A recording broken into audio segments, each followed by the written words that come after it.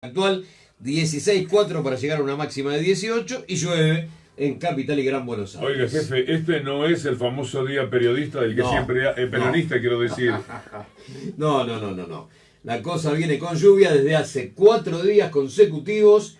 Nadie sabe dónde había tanta agua y parece que se corta mañana. Pero el 17 de octubre, con lluvia o con sol, es un día peronista y nosotros nos pusimos en marcha con uno de los tantos poemas escritos por Alfredo Carlino, Peroncho, de verdad, poeta y amigo, fallecido hace unos poquitos años, muy pero muy querido. Cuando me encontré estos poemas alguna vez dije, yo quiero leer uno de ellos por radio. Tenemos alguno más para el avance del programa. Y también con la ópera de Andrés Pedro Rizzo. La ópera se llama Evita, pero está esta canción maravillosa de Perón que se llama Gorrión de la Inmortalidad. Ciertamente, si algo hay que decir de Perón, si una palabra se asocia inmediatamente a Gustavo Campana, es la inmortalidad. No cabe duda, porque exactamente un día como hoy, pero de 1945, la historia contemporánea de la Argentina cambiaba para siempre. Ahora, en la historia no existen las casualidades, la historia es un encadenamiento perfecto de causalidades. Y los movimientos populares en la Argentina del siglo XX son algo así como los herederos de las mejores tradiciones políticas y económicas del siglo XIX. El irigoyenismo primero, el peronismo después, y a partir de ese momento la política de masas que se va a establecer para siempre en un lugar donde era prohibido que el canto de la masa se haga cargo del sonido popular. Veníamos del silencio, dice Alfredo Carlino. Veníamos del silencio de la desolación y el olvido, de quien busca en la terrible ausencia del pan. Éramos obstinados igual al tiempo, sabíamos que sólo la persistencia nos mantendría. Teníamos la nada, pero también el relámpago, la pasión por el otro y las ganas de ser. Llegábamos desde el espanto, paulatinamente la fuimos encontrando. Una muchacha del fulgor y la pasionalidad acompañaba al coronel del laurel y el olivo. Está hablando de Evita, que está indisolublemente ligada a todo lo que digamos de Perón, aún un 17 de octubre, cuando ella no fue la gran protagonista. No fue protagonista. Por supuesto que los protagonistas son los obreros que decidieron desobedecer a la CGT, que había decretado paro para el 18, y estuvieron por encima de sus propios dirigentes en lugares claves de las manufacturas aún muy tibias, muy débiles de la Argentina, y básicamente en ese kilómetro cero del peronismo que está en Berisso frente al bar británico, donde discutieron, ponerle más o menos a esta hora, qué era lo que iban a hacer a partir de ese momento, y a poblar la plaza desde el mediodía y primera hora de la tarde hasta que estalla cerca de las 23:30 cuando habla Perón. Pero mirá, Gustavo, cómo se repiten los tiempos, porque uno de los poemas de Alfredo Carlino que traemos hoy, tenemos más adelante un Lamborghini, por supuesto. Los opulentos es el título, y los opulentos son los que ahora te están dejando con la inflación de 300% en un año, con Crónica titulando ingeniosa y dolorosamente, infladas las góndolas, cuando marca el número 5,9, que los precios minoristas subieron 5,9, hace años y años que no se tenía una inflación récord como esta. El impacto de la devaluación no detendrá su ritmo según los especialistas. Es decir, las noticias de hoy nos hablan de lo que le han hecho al pueblo los opulentos. Dice Carlino, despreciaban lo popular, se sentían seres superiores, consumían productos llegados de Inglaterra o de la Francia inmortal. Iban a Harrogate y Chávez, los bebés y el cortinado era de los gobelinos. Los obreros andaban en mamelucos y alpargatas, sin medios y sin camisetas. Los libros eran de la librería Markens, en Alema el 400, o en la librería Galatea. Merendaban con tranquilidad, en plática armoniosa, en la Richmond de Florida. El té lo tomaban con masas de los oligarcas, confiterías del Gas, el Águila, el Petit Café o la París.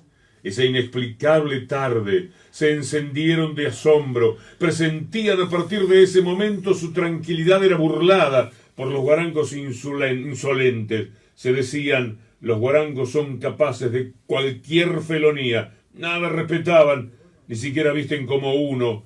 Los inciertos vagabundos copaban de iras al centro porteño. Venían desde diversos ángulos, venían una parte de otro poema de Alfredo Carlino. Apareció un color de piel desconocido para aquella Buenos Aires, un color de piel que tanto tenía que ver con los hombres que habían conformado, por ejemplo, el ejército de San Martín, negros, mulatos, mestizos, pueblos originarios, reaparecían con mamelucos manchados de grasa, habían cruzado el riachuelo a nado, habían llegado para convertirse para siempre en protagonistas y con grito debutante en la Plaza de Mayo decían a partir de ahora y para siempre, pero eran un color de piel desconocido para aquella Buenos Aires que según el diputado San Martino los recibía observando desde ciertas ventanas el aluvión zoológico.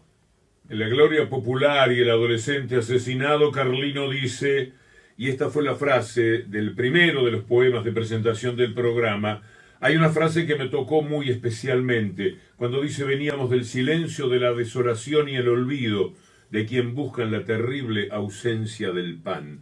Y le han sacado el pan a la gente, de nuevo se lo han quitado de la boca. Y cuando uno mira las noticias del día, que por la corrida el salario real se hundió el 2%, y eso le pega al pueblo, que el salario real ya acumula una caída de no sé cuánto, eso le pega a la gente, que textiles le pidieron al próximo gobierno que avance con medidas no arancelarias, porque las textiles dan mucho trabajo y se ha perdido ese trabajo. Bueno, todo lo que hace a las informaciones económicas de estas horas tienen que ver con la ausencia del pan. Estás hablando de industria nacional, estás hablando de un disparo en el corazón de las manufacturas argentinas con esta nueva llegada del neoliberalismo a la Argentina que se está retirando en silencio y con la casa destrozada. Pero si hay una declaración de guerra a ese poder real que nace el 17 de octubre de 1945, es la creación de la industria nacional. La liviana primero, la pesada después y los derechos laborales. Con ambas cosas, el mercado interno. Con todo eso, soberanía política e independencia económica. Son declaraciones de guerra que todavía sobreviven en el marco de una batalla inconclusa. Hay un poema que menciona un muchacho, un poeta. Empieza diciendo los lampiños adolescentes nacían a la lucha. Una multitud de ellos venían con los desarrapados, con las hembras del quebrachal norteño, con las fabriqueras y los obreros de profundas llagas. Pero en determinado momento menciona a quien está en el título, el militante adolescente, Darwin Passaponti. Era un militante secundario del nacionalismo, por lo tanto andaba por los 16 o 17 años. Y cuando termina todo, o sea que ya estamos prácticamente entrando en el 18 de octubre de 1945, su columna marcha por Avenida de Mayo. Cuando llega al diario Crítica, eso es Avenida de Mayo entre San José y Santiago del Estero más o menos, los hombres del Partido Comunista que estaban parapetados dentro del diario comienzan a balearlos. Hay cerca de 50 heridos y un muerto, Darwin Passaponti, que insisto tendría entre 16 y 17 años y era un dirigente secundario nacionalista. Y el poeta Alfredo Carlino lo rescata en uno de sus poemas, porque no es una muerte demasiado conocida. No. Cuando leí el nombre Passaponti me sonaba apenas algo, una voz muy lejana, de miles de kilómetros o de años.